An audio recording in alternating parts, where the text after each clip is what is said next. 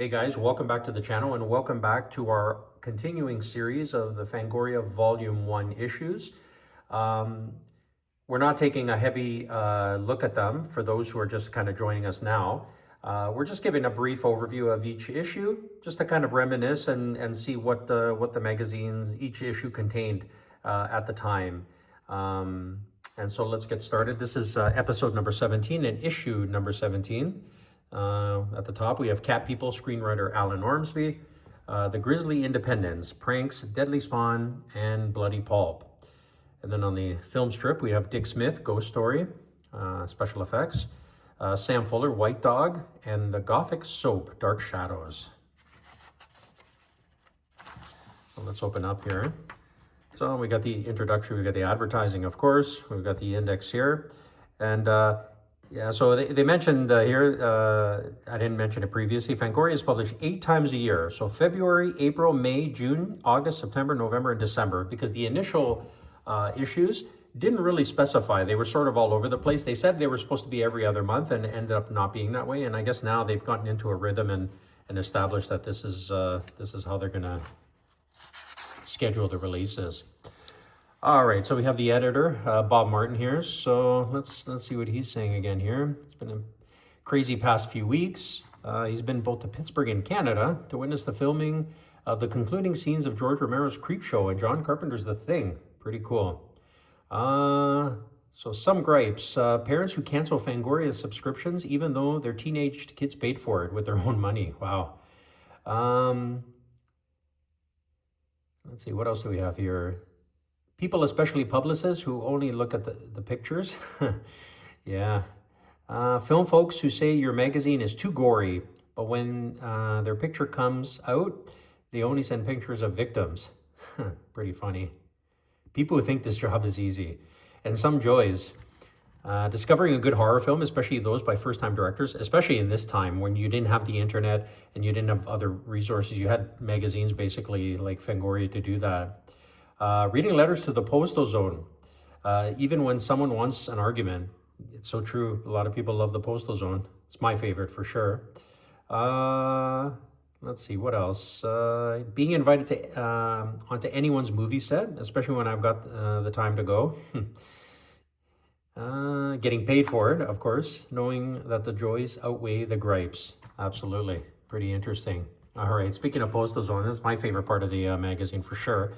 Especially going back and seeing how people reacted to the new releases at the time. You know, films that we watch now, but when they were actually released, what people thought of them at the time. So it's kind of interesting. So let's take a quick look here and see what we got here. The true story. Dear Fangoria, I would like to comment on a few points regarding issue number 15. In the Jamie Lee Curtis interview, I believe the movie she wanted to refer to involving the ants is The Naked Jungle and not The Naked Prey. Huh, that's interesting. Someone would catch that. What is a good Halloween? Dear editor, were other people as disappointed with the big Halloween weekend as I was? I don't care for all NBC versions of Halloween, especially putting the last commercial break during the final attacks on Laurie. None of the killings were particularly gory to begin with, so I'm surprised that they were cut so severely. Oh, I guess that was for the first time they actually debuted the Halloween movies on network TV. I guess that's pretty interesting. Dear Fangoria, just saw Halloween 2. It is not very good. Wow. Carpenter went for graphic violence in this one and spoiled it. Nice directorial debut by Rick Rosenthal. Some ridiculous plot devices were thrown in, and the worst that being Laurie is Michael's sister. Wow, that's funny. Even John Carpenter says that was a mistake that he made. Anyone who saw Halloween knows that Michael just doesn't like girls, especially promiscuous ones. Another silly sequence was Ben Tramer's death. What a cop car was doing traveling at that speed on a residential street, I'll never know. Yeah, that's a pretty fun one. Not for Ben Tramer, of course, but yeah, for us watching, it's pretty interesting. All right, so we go on. Yeah, I like how sometimes they extend it to multiple pages. Let's see, what else do we have here? The real problem. Going after projectionist. Oh wow, this goes really back, eh? So let's see. I've been a motion picture operator.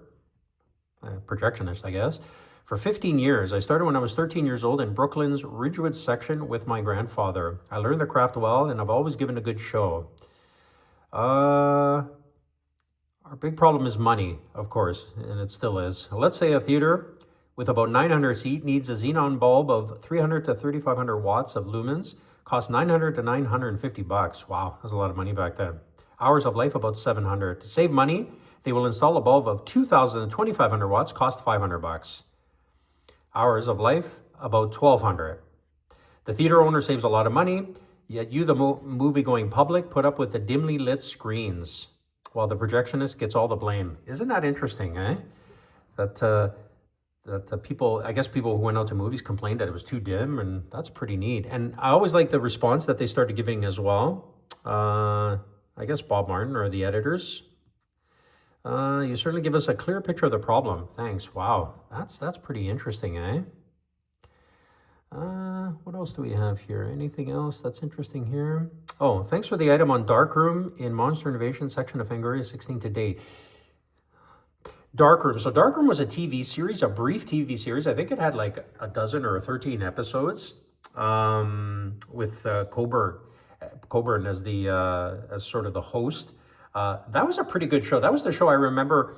I had vivid memories of it where a camera goes through a mansion and goes up the stairs and all these different rooms really fast kind of thing. That was a pretty good kind of a pretty good series, but I guess it didn't really make, it wasn't popular. And I guess, let's see, what's the response here? Darkroom has been canceled, as you must know by now.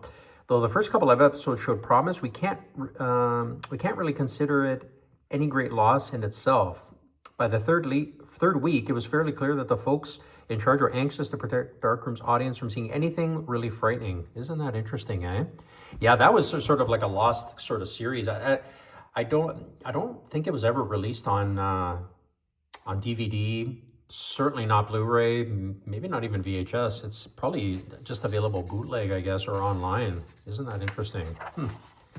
All right, so let's go to the articles. So Alan Ormsby, from live productions in the family garage to screenwriting Paul Schrader's Cat People. And we got some behind the scenes here. Pictures.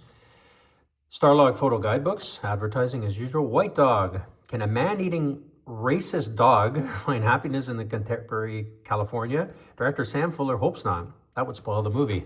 I don't think I've seen that movie. That's interesting. Some behind the scenes here. Christy McNichol. Oh, wow. Pretty young there.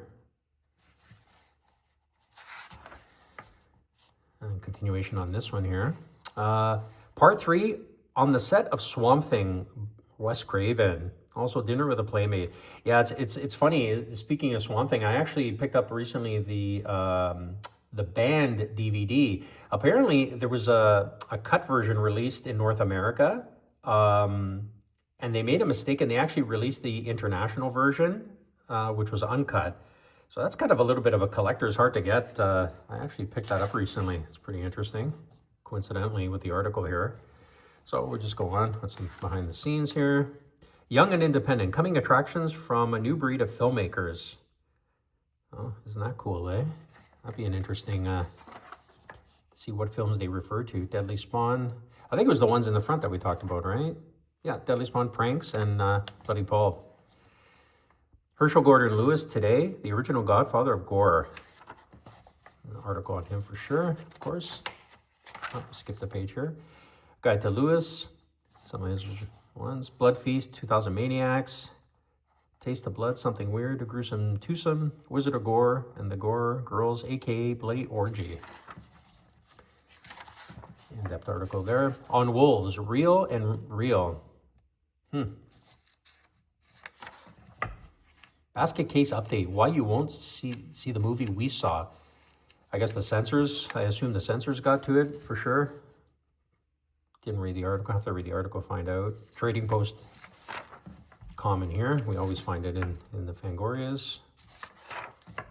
An interview with Rick Rosenthal. Are you ready for Ivy League terror? Very cool. Again, some behind the scenes from different films.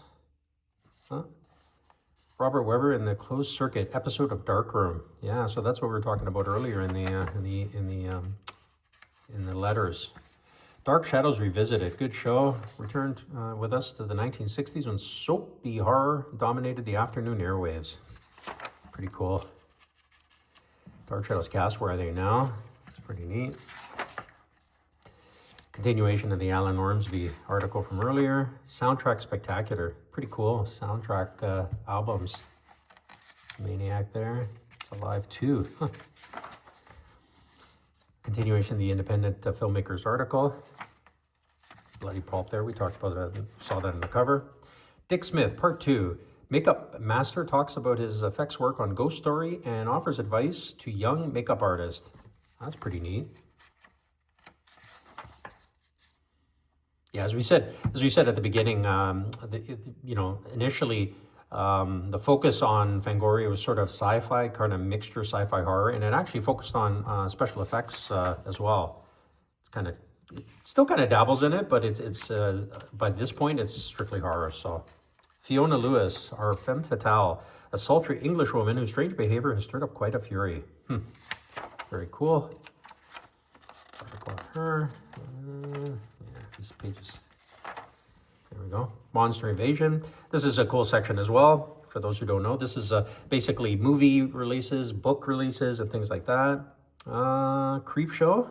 Recently finished principal filming. Wow. And the editor, Bob Martin, was lucky enough to be invited to Pittsburgh to see it. I guess to get interviews or some, yeah, interesting. Father's Day, Lonely Death of Jody Verrell, the Crate, Venom, Videodrome. We're absolutely panting to tell you all we've heard about this one, but the veil of secrecy is still officially in place, and we are honored bound to respect it. So updates coming soon, I guess. Butcher Baker, Nightmare Maker. The Thing, just completed principal photography. Isn't that interesting, eh? Wow. Cool times to be able to be in the theater to see that first time. First annual Fangoria movie poll. Oh, this is interesting. I'd be curious to see what the results are. So best film in 1981, Werewolf in London, Howling, Bloody Valentine, Escape from New York, Funhouse, Halloween 2, Raiders of the Lost Ark, Scanners, Wolfen. Wow. And then the worst films, Altered States, My Bloody Valentine, coming at, yeah. Fear No Evil, Friday 13th Part 2, wow. Funhouse, Final Exam, Ghost Story, Halloween 2, Maniac. Wow, best makeup artist. Look at that lineup.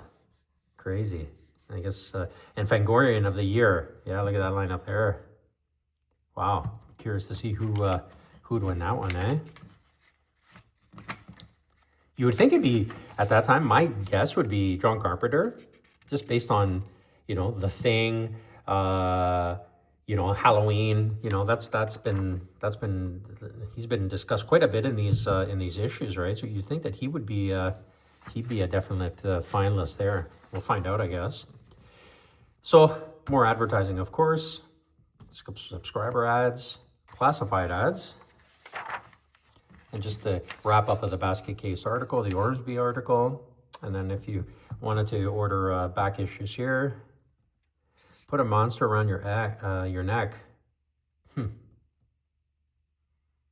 $7.95 or $15.90 for both. Had $2.50 postage and handling. Pretty cheap.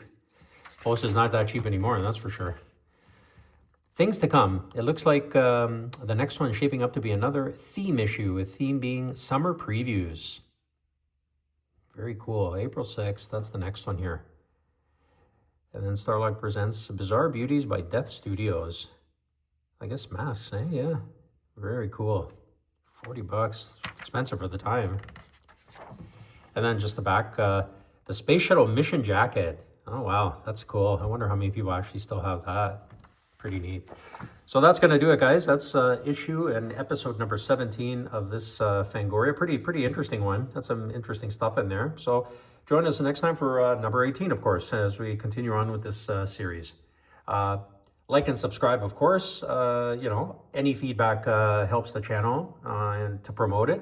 And I appreciate you taking the time to watch it. So we'll see you on the next one. Take care.